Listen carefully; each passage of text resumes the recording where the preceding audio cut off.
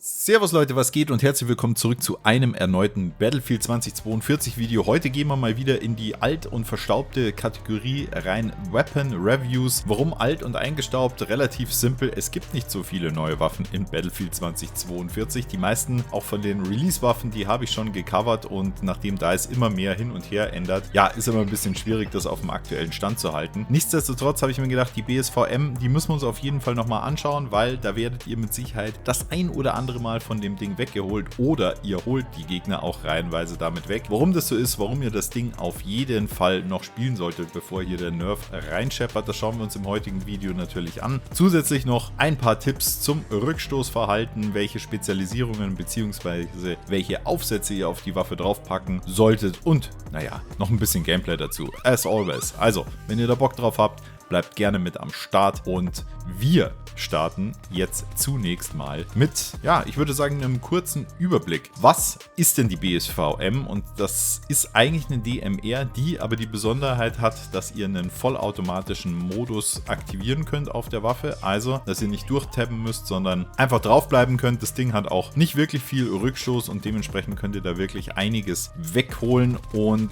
gerade wenn man jetzt sagt, okay, DMR, absolut hoher Schaden und das im Vergleich mit einem Sturmgewehr, ich nehme da immer meine M5A3, immer noch das beste eigentliche Sturmgewehr, ja, aber wenn man das jetzt im Gegensatz zur BSVM dann eben setzt, dann sieht man ganz deutlich, und das seht ihr hier auch an den Charts, dass die Time to Kill beziehungsweise ja, vor allem der Damage over Distance bei der BSVM extrem hoch ist und ihr natürlich da auch auf mittlere und weite Distanzen eine extrem kurze Time to Kill habt, und das macht diese Waffe wirklich besonders und auch absolut OP, und man muss da wirklich sagen, also das Ding, das hat wirklich einen Nerf verdient, genauso auch wie eine K30 und so weiter. Was dann DICE am Ende des Tages macht, gut, bei der K30 wissen wir, dass ein Nerf kommt, aber ob der dann das eigentliche Problem fixen wird, auch das werden wir sehen. Wir erinnern uns an Battlefield 5, da ist die Typ 2A immer noch und nach wie vor mit im Spiel. Also absolut easy zu kontrollieren, auch wie gesagt auf weiteren und mittleren Distanzen.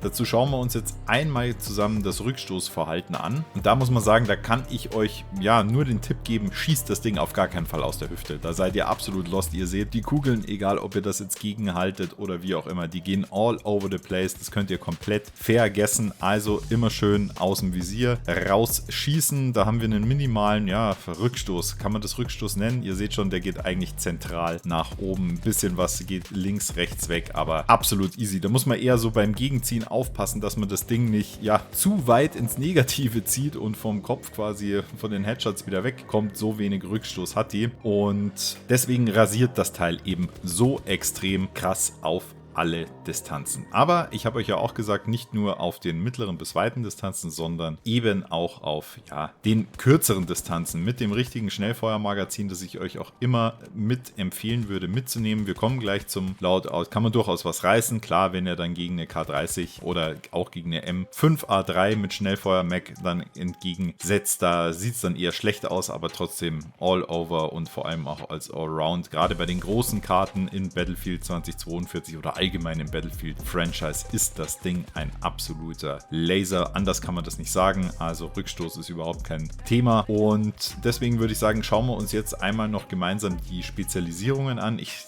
rede immer von Spezialisierungen. Ich bin noch im falschen Game oder immer mal wieder. Also wir schauen uns natürlich das Loadout bzw. die Aufsätze an. Nehmt auf jeden Fall ein Holovisier mit und ich würde sagen Dreifach-Scope, Sechsfach-Scope und so weiter. Das haut mit dem Aimen dann nicht mehr so wirklich hin. Also aus meiner Sicht zumindest nicht. Wenn ihr da anderer Meinung seid oder andere Erfahrungen auch habt, dann könnt ihr mir das natürlich sehr gerne an der Stelle mal in die Kommentare packen. Ich habe immer ein Holo dabei, dann habe ich nochmal einen 1,5 bzw. 3er Scope mit dabei. Dann nehmt ihr den kurzen Lauf mit, den langen Lauf und den Standardlauf. Kurzer Lauf gibt euch natürlich nochmal erhöhte Feuerrate zulasten der Projektilgeschwindigkeit. Da kann man durchswitchen. Ganz wichtig, ihr braucht das High Power erweiterte Magazin. Zum Freispielen langt auch das einfache High Power Magazin, aber da tut man sich dann ein bisschen schwer, weil man nicht so viele Kugeln im Mech hat. Dann nehmt ihr noch ein Schnellfeuer mit. Und ganz wichtig, immer bei den Griffen bzw. Aufsätzen, nimmt immer die Gesamtpräzision mit. Also nichts irgendwie in die Richtung stationär und so weiter. Das